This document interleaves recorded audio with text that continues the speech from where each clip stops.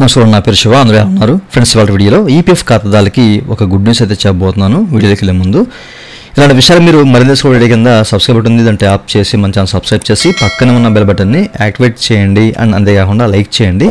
Like చేస్తే ఇలాంటి videos అందరికీ చేరుకుంటాయి, చాలామందికి ఉపయోగపడతాయి. So please like.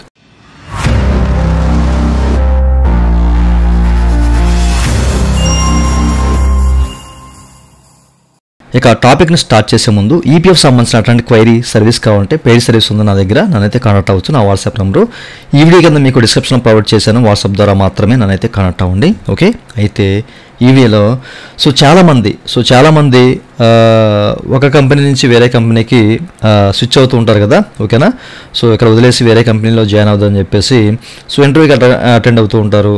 Okay, so ఇట్లాంటి టైంలో కొంతమంది ఎంప్లాయీస్ ఏం చేస్తారు, బీజీవీ అనేది చూస్తారు. ఓకేనా, అసలు ఈ క్యాండిడేట్ ఎక్కడెక్కడ చేశాడు, ఏం చేశాడు, సో దానికి సంబంధించిన డేటా ఏంటి, సర్వీస్ ఓవర్ ల్యాప్ ఉందా, ఇలాంటి విషయాలన్నీ కూడా చెక్ చేస్తారన్నమాట. ఓకేనా, సో ఇట్లా బీజీ ఉన్నప్పుడు ఏంటంటే వాళ్ళకి ఉద్యోగాలు ఇచ్చే అవకాశం అయితే ఉండదు. ఓకే, సో చాలామంది అప్స్కెండ్ అవుతూ ఉంటారు కదా, అట్లాగే డ్యూల్ ఎంప్లాయ్మెంట్ చేస్తుంటారు. సో దీని ద్వారా ఉద్యోగాలు వచ్చే అవకాశం అయితే ఉండదు.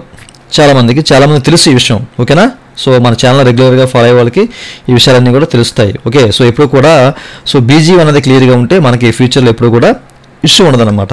ఓకేనా, అయితే ఈపీఎఫ్ దీని మీద ఒక అప్డేట్ తీసుకొచ్చింది, అది మీకు తర్వాత చూపిస్తాను. జనరల్గా మనకి ఏంటంటే బీజీవీ ఎలా చెక్ చేస్తారు అనేది చాలామంది తెలిసే ఉంటుంది. సో బీజీవీ అనేది కొన్ని సందర్భాల్లో, ఓకేనా, కొన్ని సందర్భాల్లో కొన్ని కంపెనీస్లో మాత్రమే చేస్తారు. అది కూడా కొన్ని పద్ధతులు మాత్రమే ఉంటాయి అన్నమాట. ఆ పద్ధతుల ద్వారా మాత్రమే బీజీవీ చెక్ చేస్తారు. ఎట్లా అంటే ఫస్ట్ ఆఫ్ ఆల్ ఎంప్లాయీ సంబంధించిన పాస్బుక్ హిస్టరీ అడుగుతూ ఉంటారు అనమాట. ఓకేనా, సో పాస్బుక్ హిస్టరీ ఇస్తే సో వాళ్ళు అది చెక్ చేస్తారు, ఎట్లా ఉంది డేటా అనేది తెలిసిపోతుంది. అండ్ సెకండ్ థింగ్ వచ్చేసరికి ఏంటంటే వాళ్ళ అంటే ఎంప్లాయర్ డాష్ బోర్డ్ ఏదైతే ఉందో, ఓకేనా, ఎంప్లాయర్ లాగిన్ ద్వారా సో వాళ్ళకి సంబంధించిన డాష్ బోర్డ్ ఓపెన్ చేసి, ఓకేనా, సో అక్కడ చెక్ చేస్తారనమాట. ఓకేనా, మెంబర్ సంబంధించిన సర్వీస్ హిస్టరీ అనేది చెక్ చేస్తూ ఉంటారన్నమాట. ఓకేనా, మ్యాక్సిమం అక్కడే జరుగుతుంది, ఎంప్లాయర్ సంబంధించిన డాష్ బోర్డ్లోనే. ఓకే, సో ఎవరైతే హెచ్ఆర్ డాష్ బోర్డ్ ఉంటుందో హెచ్ఆర్ డాష్ బోర్డ్లో మ్యాక్సిమం వాళ్ళకి తెలిసిపోతుంది అనమాట.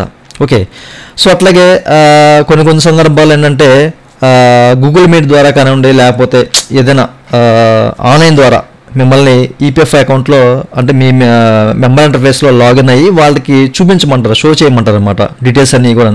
బీజీవీ లేదా బీజీవీ అనేది అంటే దానికి సంబంధించిన హిస్టరీ అనేది డౌన్లోడ్ చేసి ఇవ్వండి అని చెప్పేసి ఇట్లా రకరకాలుగా మనల్ని అడుగుతూ ఉంటారు.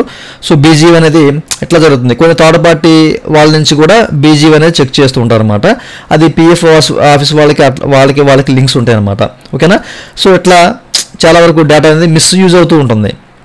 ఓకే, అయితే ఫైనల్గా ఈపీఎఫ్ ఏం చేసింది అంటే మీకు ఒక సర్క్యులర్ చూపిస్తాను, మీరు ఇక్కడ చెక్ చేసుకోవచ్చు. ఓకేనా, ఇది ఎక్కడ కూడా అంటే వీళ్ళ అఫీషియల్ వీళ్ళకి సంబంధించిన సర్క్యులర్ సెక్షన్లో కూడా ఎక్కడ కూడా ఈ సర్క్యులర్ అయితే పోస్ట్ చేయలేదు. 27 మార్చి 2025లో దీనైతే విడుదల చేశారు. ఓకేనా, సో ఇక్కడ ఏమంటున్నారో మీరు ఇక్కడ చెక్ చేసుకోవచ్చు. Allowing employer to view only the members present employment details అని చెప్పేసి అయితే క్లియర్గా మెన్షన్ చేశారు. ఓకేనా, with a view to protect the provident fund members from any potential misuse of their past employment details, it has been decided that only present employment details will be allowed to be viewed by the current employers అని చెప్పేసి అయితే క్లియర్గా mention చేశారు అనమాట. ఓకేనా, అంటే ఇక్కడ ఏంటంటే ఇప్పుడు ఒక హెచ్ఆర్ ఎవరైతే ఉన్నారో వాళ్ళ సంబంధించిన డాష్ బోర్డ్ ఓపెన్ చేసి, ఓకేనా, హెచ్ఆర్ పోర్టల్ ఓపెన్ చేసి సో మెంబర్ సంబంధించిన యూఏఎన్ నెంబర్ కానివ్వండి లేదా మెంబర్ ఐడి కానివ్వండి ఎంటర్ చేసి సో వాళ్ళు అక్కడ డీటెయిల్స్ అలా చెక్ చేశారు అనుకోండి, మన సంబంధించిన డీటెయిల్స్ ఓన్లీ ప్రజెంట్ ఎంప్లాయ్మెంట్ సంబంధించిన అంటే చివరిగా వదిలేసిన కంపెనీకి సంబంధించిన డీటెయిల్స్ మాత్రమే ఇక్కడ నుంచి షో చేస్తుంది అని చెప్పేసి అయితే క్లియర్గా మెన్షన్ చేశారు.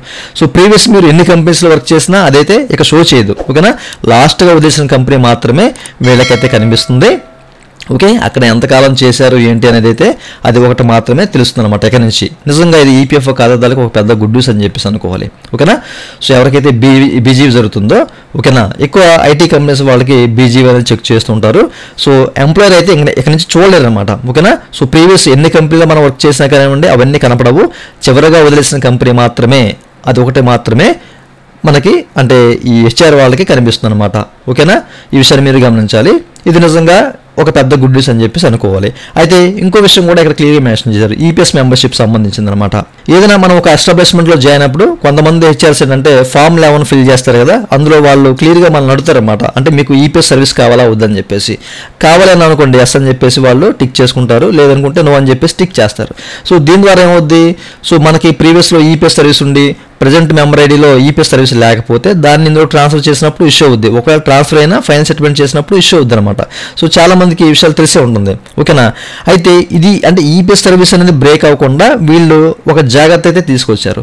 సో ఎప్పుడైతే ఈ యొక్క అంటే ఎవరైతే ఈపీఎఫ్ ఖాతాదారుడు ఉన్నాడో తన సంబంధించిన యూఏఎన్ నెంబర్ అనేది హెచ్ఆర్ వాళ్ళు, సో వాళ్ళ యూఎన్ అంటే వాళ్ళ సంబంధించిన హెచ్ఆర్ పోర్టల్ డాష్ బోర్డ్లో దాన్ని ఎంటర్ చేసి సో సెర్చ్ చేసినప్పుడు మన సంబంధించిన డీటెయిల్స్ అనేవి అంటే ఏదైతే చివరి కంపెనీకి సంబంధించిన డీటెయిల్స్ ఏవైతే ఉన్నాయో అవే షో చేస్తాయి కదా.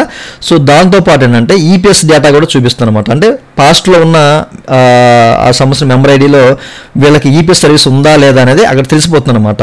ఉంటే ఎస్ అని చెప్పేసి లేకపోతే నో అని చెప్పేసి కనిపిస్తుంది. సో దీని ద్వారా వాళ్ళ సంబంధించిన సంస్థలో కూడా ఈపీఎస్ అనేది వాళ్ళు ఇవ్వాలా వద్దా అనేది నిర్ణయించుకుంటారు. అట్లా మిమ్మల్ని కూడా అడుగుతారు అనమాట, ఓకేనా. ప్రీవియస్లో ఈపీఎస్ సర్వీస్ ఉంది, సో మా ఎస్టాబ్లిష్మెంట్లో కూడా మీకు ఈపీఎస్ సర్వీస్ కావాలా అని చెప్పేసి అడుగుతారు కదా, అప్పుడు మనం ఎస్ అని చెప్తే వాళ్ళు ఈపీఎస్ సర్వీస్ మనకి ఇస్తారు అనమాట. ఇవ్వడం మంచిది, ఓకేనా. పాస్ట్లో ఉంటే ప్రజెంట్లో ఉంచుకోవడం మంచిది, పాస్ట్లో లేకపోతే ప్రజెంట్లో కూడా నో అని చెప్పేసి పెట్టేసుకోవాలి, లేకపోతే ఇష్యూ అవుద్ది, ఓకేనా. ప్రీవియస్ దాంట్లో ఉండి ప్రజెంట్ దాంట్లో లేక, లేదా ప్రీవియస్ దాంట్లో లేక ప్రజెంట్ దాంట్లో ఉండి సో ఈపీఎస్ సర్వీస్ అనేది అలా ఉంటే కనుక మనకి ఫ్యూచర్లో ఇష్యూ అవుతుంది. అక్కడ ఉంటే ఇక్కడ కూడా మనం ఈపీఎస్ సర్వీస్ అనేది తీసుకోవాలి, ఓకే. ఈ విషయాన్ని మీరు గమనించాలి, ఓకే. ఇది కూడా హెచ్ఆర్ వాళ్ళకి కనిపిస్తుంది. సో దాని ద్వారా మనకి వాళ్ళు ఏంటంటే ఒకవేళ మనల్ని అడగకపోయినా కానీ ఈపీఎస్ సర్వీస్ అనేది వాళ్ళు ఇచ్చేస్తారనమాట, ఓకేనా. సో నిజంగా ఇది ఒక మంచి అప్డేట్, ఓకే.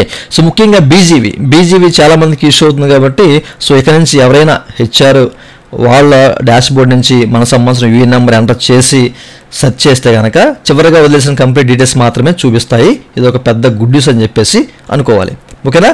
సో చూసారు కదండి. సో చాలామందికి దీని మీద చాలా డౌట్స్ ఉన్నాయి. సో ఫ్యూచర్లో మనకి ఇంతకుముందు మీకు చెప్పాను ఎట్లాంటి అప్డేట్ ఏదో తీసుకొస్తారని చెప్పేసి, ఫైనల్గా అయితే అప్డేట్ అయితే వచ్చింది, ఓకేనా. సో ఏ హెచ్ఆర్ కూడా ఇక నుంచి ప్రీవియస్ డీటెయిల్స్ అనేవి అంటే ఎస్టాబ్లిష్మెంట్ ఐడీస్ ఏవి కూడా మనం ఏ కంపెనీలో చేసామో ఆ విషయాలు అయితే కనపడవు ఇక నుంచి. ఒకవేళ వాళ్ళు బీజీవీ స్ట్రిక్ట్గా చెక్ చేయాలంటే కనుక ఈపీఎఫ్ వారిని కాంటాక్ట్ అయ్యి వాళ్ళకి డేటా ఇచ్చి తీసుకుంటే కానీ ఇవి షో చేయవన్నమాట, అంటే తెలియదు. ఆ ప్రాసెస్ అనేది అన్ని కంపెనీస్ చేయలేవు, ఓకేనా. సో ఏదో ఇంకా పెద్ద కంపెనీ ఇక అసలు డీటెయిల్స్ అనేవి ఎవరికి ఇవ్వకూడదు లెక్క ప్రకారం ఇక్కడ నుంచి అయితేనే, ఎందుకంటే మిస్యూజ్ అవుతున్నాయి కాబట్టి ఇచ్చే ఛాన్స్ అయితే ఇక్కడ నుంచి ఉండకపోవచ్చు. ఇంకా ఇన్ఫ్లుయెన్స్ ఉపయోగించి ఆ కంపెనీలో ఏదైనా చేస్తే తప్పించి బీజీవీలో ఇక మీరు దొరికే ఛాన్స్ అయితే ఉండదు, ఓకేనా. ఫ్యూచర్లో ఇంకా స్ట్రిక్ట్ అయిపోతుంది, చూసారు కదా. సో ప్రతి ఒక్కరి విషయం తెలియాలి అన్న దృష్టిని చెప్తా. ఇంకా మీకు ఏదైనా డౌట్స్ ఉంటే కామెంట్స్ కాంటాక్ట్ అవ్వాలంటే కనుక పెయిడ్ సర్వీస్ ఉంది, వాట్సాప్ నెంబర్ ఈ వీడియో కింద మీకు డిస్క్రిప్షన్ ప్రొవైడ్ చేశాను, వాట్సాప్ ద్వారా మాత్రమే నన్ను కదా కాబట్టి. ఇదండి వాళ్ళ వీడియో. ఈ వీడియో మీ నచ్చితే కింద లైక్ ఉంటుంది, లైక్ చేసి మీద సపోర్ట్ చేయండి. అలాగే అలా విషయాలు మీరు మళ్ళీ తీసుకునే కింద సబ్స్క్రైబ్ ఉంటుంది, దాంట్లో యాప్ చేసి సబ్స్క్రైబ్ చేసి పక్కన పెట్టి ఆడుతుంది. Thank you for watching and జై హింద్.